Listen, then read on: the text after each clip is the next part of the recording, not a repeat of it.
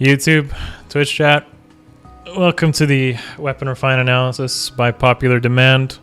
As this time we have a lot of new units to cover and a lot of weapon refines to go over. Special thanks to everybody on Twitch who got involved. We did a little bit of preparation this time, so you boys under there, you can all pat yourselves on the back. YouTube as well, I mean, if you want to get involved, comments, feel free to let me know. If you haven't been a part of a weapon refined video, I pretty much go over my thoughts on the weapon refines, how they impact the game on a meta level. And when I say meta, I mean top level AR, top level arena, arena assault, and to a lesser extent abyssal and PvE cons, but mostly that. And that's just my experience in playing in those modes. So I provide some sample builds on the left side. Those sample builds were created by yours truly and my Twitch viewers. So again, thank you to them. Let's jump into my thoughts and tell you exactly what I think of every single weapon refine. I'll summarize them all as well to let you know whether you should be or shouldn't be investing in these units going forward. Okay, let's do this. Okay, so first up is Amelia. Grato's Poleaxe. If you don't know what that does, it's basically, I'd say it's pretty similar to Garm's effect, where if you have like some sort of buff or mobility active on the armor unit, you get yourself a little bit of an added benefit. It's not as strong as Garm, because Garm is like, let's just double no matter what. This one just gives you some extra stats. However, the stats are nice. It would have been better if she got something like attack instead, but hey, it is what it is. Anything's better than whatever Amelia was using before, and Amelia's kind of fallen behind on a lot of this stuff. So, I wanted to showcase Amelia's strengths, which is definitely her dual phase capability. Compared to a lot of other green axe armors, in fact, there's not that many that can utilize their speed stat. Amelia is an exception in this role. She does actually utilize her speed stat, and that's really important. So the way you want to be using Amelia is dual phase or even strictly player phase. Things to do that with, of course, as budget options will be Fury, Brazen Attack Speed, Brazen Attack Defense, as you can see there. Activating Grato's Poleaxe, using Armor March or any rally skills on your team, maybe Link skills as well, could be a good way to do it. Even Defense Wave Seal is also a good idea, maybe combined with like an auto attack wave in the C slot if you happen to have one, if she's on her own, or Tactic Skills for easy activation. Overall, Amelia got a bit better, but that's pretty much the extent of it. She's still at least quite unique compared to other green axes, because like other green axes pretty much are all slow Worry Fighter, Vengeful Fighters, Thunder Armaz machines. Like that's pretty much the extent of it. So not really too impactful, and she's not going to be like destroying anybody in AR. She's not really going to be doing much in Arena Assault or anything, but hey, if you like Amelia, then you can probably appreciate this a bit. Next up is Hinata. So Hinata is, I'd say, pretty deserving of a refine. One of the most common questions I get is what units in the game need refines or need some help. And Hinata was like your red Lucas, so he didn't really need a refine, but he could have used a refine. And a lot of units are in this similar situation where they're kind of a bit underperforming because a lot of newer units just kind of do their roles better. So Fate's Retainers, just like Hinata here, and Oboro are good examples of units that you got those refines, including Niles. So I'd expect units like Laszlo, Baruka, Hannah, maybe Tsubaki. These are all good candidates for weapon refines to come up, and I hope they do happen. They're very deserving of it. It's a little bit unfair that someone like Felicia got a weapon refine and Jacob didn't, but I definitely expect those units to get refines, and they should be pretty good. Anyways, let's talk about Hinata. So Hinata is retaining that enemy phase speciality that he already had, which was if something hits him, he gets extra attack and defense, but he also gets to keep an extra Fury special refine.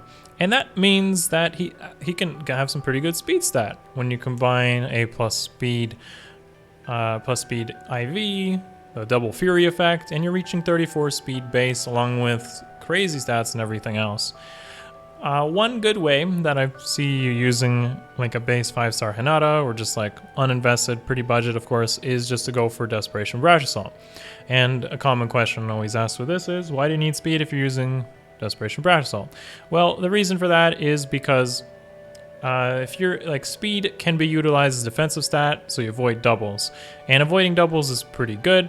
Also sets up the ability to kind of play out of Desperation Brash Assault range, so he's not completely useless until he's in that range, but it sets it up easier. You don't necessarily have to go for like minus HP IVs or minus res. I don't really consider the Banes all too important anymore, especially on 3 and 4 star units. Once you add a merge, they're completely gone. You could even run like plus defense or plus attack. So like these kind of IVs aren't really so important. But what is definitely just using Fury to its best potential, which is becoming like a huge stat stick. Of course, if you want to really take advantage of his high defense, which Hinata is known for, that's why we have things like Brazen Attack Defense, and combining Fury as well makes his defense upwards of like the mid 50s, 45 base. You consider Brazen Attack Defense range, so that's like 52 plus his base effect of the katana puts him at 56 defense. You add in merges and flowers, and the guy's reaching like 60 defense, hitting bonfires for 30. Ignis is upwards of 40 and 50 damage, which is pretty insane. So Hinata's crazy good now. I think he's actually, if Lucas was the same color, like Hinata's better Lucas now, even though he was comparable in terms of stat spread. If you looked at their stat spreads, they're very similar. Lucas, as a result, needs a refine to kind of compete with this. In fact, if he was to get one, it might even be something similar to this, but maybe not using Fury. Okay, moving on. Oboro. So Oboro's refine is very similar to Florina's, but she's on the ground rather than flying. So, I mean, that's pretty much the extent of it. They're both effective weapons. They're both the same color. One's flying, one's not. Close defense. Okay, close defense refine pretty much puts her in a place where she should be enemy phase, or otherwise she doesn't really get full value out of her special refine.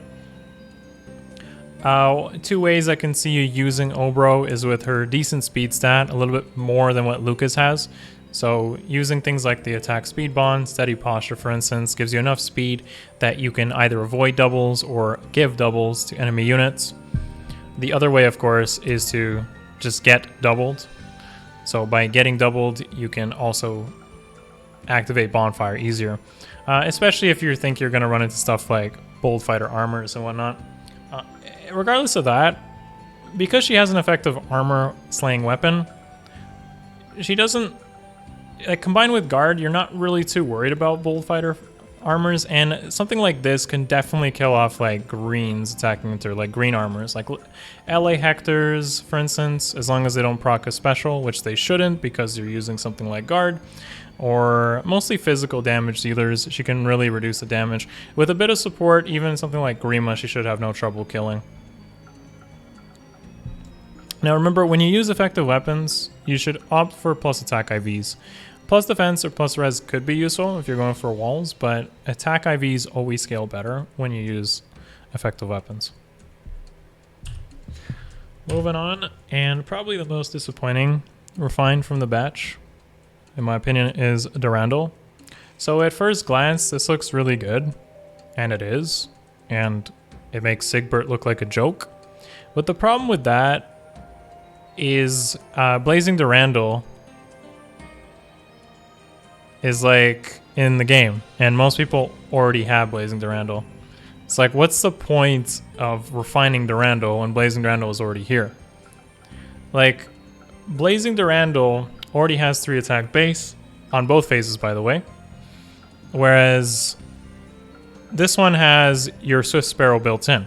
Now, if you were to give Eliwood the heavy blade back, whether that's in the seal or in the A slot, what you're doing is taking away effective, like, the damage is comparable, because if you give him heavy blade A, let's say on this build here, the Blazing Durandal version can just run Swift Sparrow and compare to Durandal's damage, Durandal's special refine.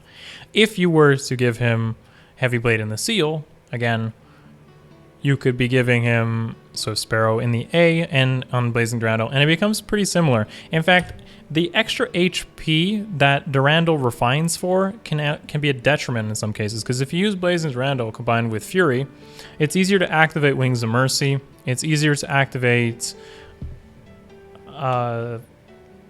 like so much threshold skills. Escape routes, desperation, those are all easier with Blazing Durandal.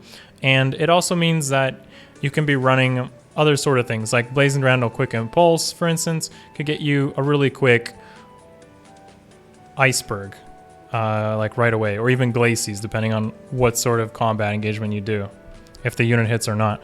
One other thing I also wanted to mention is, of course, Swift Sparrow is kind of like the comparison, but you could be running Life and Death as well, which again brings the numbers really close by. The best way I really see you using Durandal is for just one-shot potential, because that's what you get out of it. A +6 refine, +4, 10 extra damage that way just off that, and then Death Blow gets you up to 16, give him attack 3, and just go in there and slam something for some really high damage. That's pretty much the best way to use Durandal, because when you try to compare it to Blazing Durandal, the effects are very similar in damage output.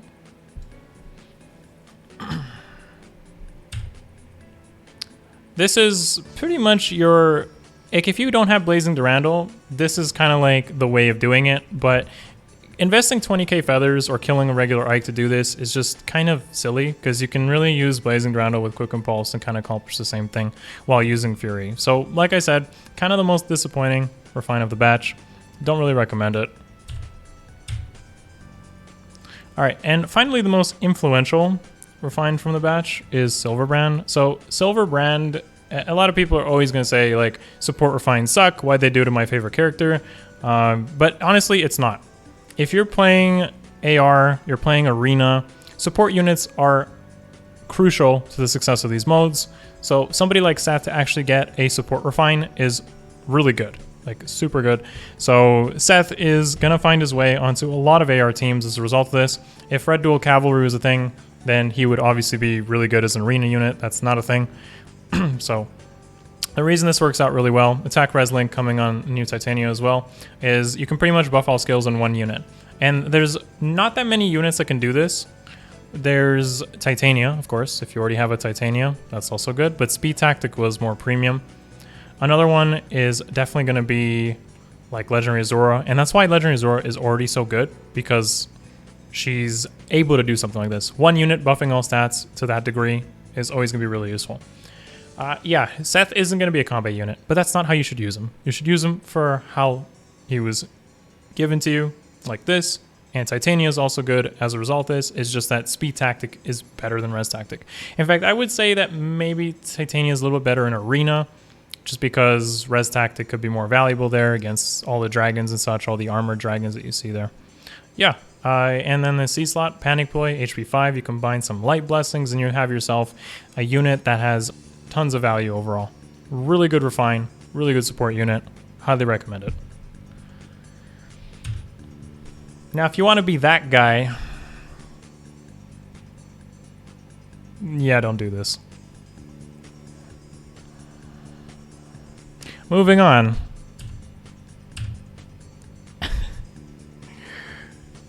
Okay, Nino's refine. So Nino pretty much kept her Blade Tome and got a wave skill. Now it's no secret to anybody who's been watching me a while knows that I'm not a big fan of wave skills. And the reason I'm not a big fan of wave skills is because they're just inconsistent. Anything that's inconsistent ends up creating a problem in any mode that you play.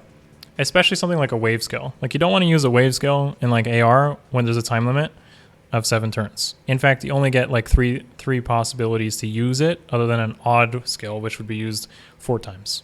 7th time would be on the 7th. So that's like kind of a problem. Also, your unit to be dead weight on one turn and really good on another just is really not the ideal way to use a unit. However, if you choose to use it, if you choose to use Nino with this new refine, then it has some decent synergy with even defense wave, because she can be self-sufficient, and that's okay. But again, like I said, doing that every other turn isn't so good. It's what I experienced using Levitine with Smite and Oz Speedwave. Like, having to set up every other turn isn't so good. Like, it just isn't.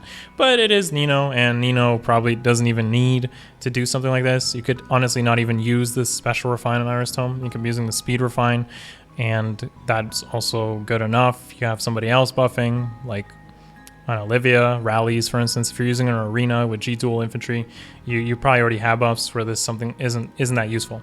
However, G dual infantry and the ability to buff at all is at least something useful, especially if you don't have rally up attack plus or rally attack speed plus. So at least having the option of giving some extra attack every other turn could be good, especially when you consider that you can just move 2 spaces back. I get a lot of feedback that you can just use an odd attack wave in the C skill and then you get 6 attack on both turns, but using 2 slots to do this is not ideal because you're wasting skill slots to do it. It's better to just have a drive, like a drive attack for instance, and not rely on gimmicks like that where you're just wasting your skill slots. A unit that has 2 drive attacks, for instance, one in the seal and one in the sea, has a constant 6 attack buff. Whereas someone who's using even attack wave and odd attack wave has a 6 attack visible buff, but that's not as useful as just having spurs active all the time. And you're just wasting your skills. Not only that's exclusive fodder on top of that. Odd attack wave isn't something you'll even find too often. Of course, you can create something like this, I guess.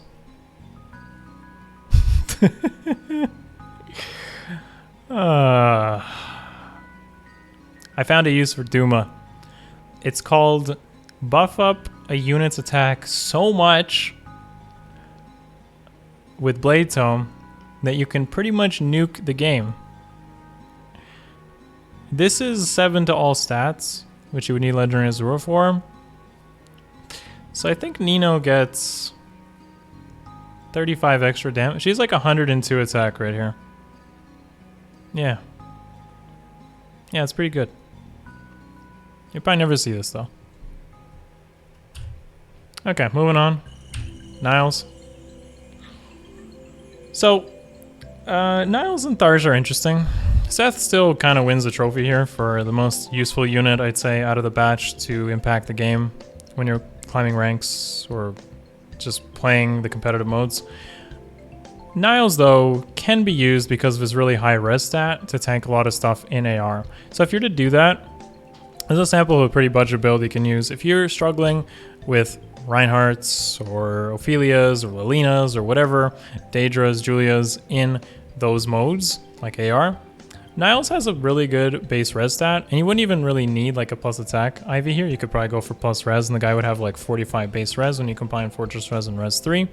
So Glacies is almost guaranteed to proc on every time, because those units I mentioned tend to have low speed. So once you give Niles just any speed buff, like Hone Speed already brings him up to 38, or if you use his best partner, Male Corrin, he goes up to 40 speed without including a dry speed or something, he's going to be getting that Flashing Blade effect almost all the time because those units that attack into him just aren't that fast. Especially considering somebody like Aversa who should be on your Ether Raise teams to debuff their speed even further. So the thing with Niles is he's colorless, he doesn't have any sort of weakness to those particular units I mentioned that would nuke him, and as a result he gets guaranteed kills. He's not so great as an option though, because he's not going to do very well against maybe melee units that overlap in Ether Raids. And on top of that, he doesn't have any sort of sustain, unless you were to use Mystic Boost, which is pretty good. I do want to go over, obviously, something like this, which would make him a lot better. I used to use Niles, of course, on my older retired account, and if you used Mystic Boost or Close Counter, then you can at least give him some sort of sustain. Renewal is also a thing, but not so good in AR. And something like this is pretty good. You have really good synergy with the Flashing Blade effect. You could use Attack Defense Bond, make him even tankier against defense threats as well. And something like this could be useful in AR as well, but honestly, this is going to make him one of the best units to use in PvE modes, like Abyssal Content, any of your chain challenges, story modes, whatever. Like, he's going to be nuking everything for really high damage. So if you want to create the Ultimate Niles, this is how I've used them before. You'll find plenty of videos on the YouTube channel that already went over this. Finally, Tharja. So Tharja is the most unique refine as well from the batch. Considering all of these, I think this is definitely the most unique because nothing else in the game exists to be like this. So if you don't really know how it works, it's like a reverse drive. So drive defense, drive speed, and drive attack, but hitting the opponents. So you know, if she's within 2 spaces of an enemy, which will always be the case when she's in combat, but more importantly, if you're like supporting a unit, this is really useful for that case. Unfortunately, she's a red dual, she's a red infantry. So if a red dual infantry was to be released, she's competing with the likes of like Marth and Maelkorin, who kind of do it better anyways. Both of them can bump way more stats up than she can debuffing units. But if you combine all these units together, maybe you have like Tharja, Marth, and Maelkorin supporting a bonus unit, they can pretty much take on anything. So that's pretty cool. I want to talk about more Tharja's performance and where she lies after this. Of course, when you have a Blade Tome, Fear Desperation is the way to go. There's nothing more to be said about that. It's just a very consistent budget build, and you should always use it if you aren't already. Something like Arena Assault, a unit like this will get the job done. The fact that there's no special cooldown increase from using Roarblade means that you can use Glimmer, for instance, with Flashing Blade and do some really good damage. So obviously it increased her performance as a Blade Mage nuker. But if you were to use Tharja and you want to invest in her long term, one of the better ways to do it now is going to be more of like a bruiser build, tanky build, and but also retaining a lot of the throughput and attack that she already gets out of a Blade Tome. So Tharja's Hex will really reduce the damage that enemies do to you. She has good speed, she has decent attack, and decent bulk, which is actually what makes Tharja kind of interesting compared to many Blade Tomes. She has good HP. Probably her res stat is the one thing lacking, but attack res link combined with swap and combined with the Blade Tome makes her one of the better candidates for this, because she can really appreciate the attack buff, she can really appreciate the res buff. Swap can put her in the front lines, and if you give her something like Close Counter, along with attack defense bond, she can pretty much solo so much stuff like this. So in terms of individual performance, Tharja really went way up. If you're looking for a prime candidate to fodder off attack res link, honestly, Tharja's probably one of the first units you should look at, especially if she has Close Counter. Even if she didn't, it'd still be really good. So that pretty much sums up my thoughts on all the weapon refines in more detail. Honestly, if you're looking for the best out of the batch for competitive gameplay, it's going to be Seth, without a doubt. He's absolutely amazing after this. Speed Tactic being more available on him is great. It's the one tactic that wasn't. I honestly thought you'd get something like Defense Tactic. It's the one that wasn't available before, and it's actually one of the most impactful, especially if you're going to be running like Gale Force units in AR, because they really appreciate Speed Tactic. Again, attack res link means that if you use them with Smite, throw them into a Gale Force unit, going in there, smashing everything. It's really good. And even not only that, but using him with tanky units as well means that he's very flexible this way. So big want to really encourage you, if you are looking for a support unit, he's the man to do it, especially since he's Cavalier. So if you combine him with like airs and such, you'll have some good synergy that way. Beyond that, Niles and Tharja definitely have some great increase in performance here, and the rest just kind of got a bit better. That pretty much summarizes all the weapon refines. So feel free to let me know in the comments below if there's any way that you think you'll be using these characters, which one you'll be investing in the future, and maybe tell me which weapon refines you're looking forward to in the future. With all that being said, give the video a thumbs up, sub to the channel if you haven't already, and I'll see you guys in the next one. Alright, much love, peace.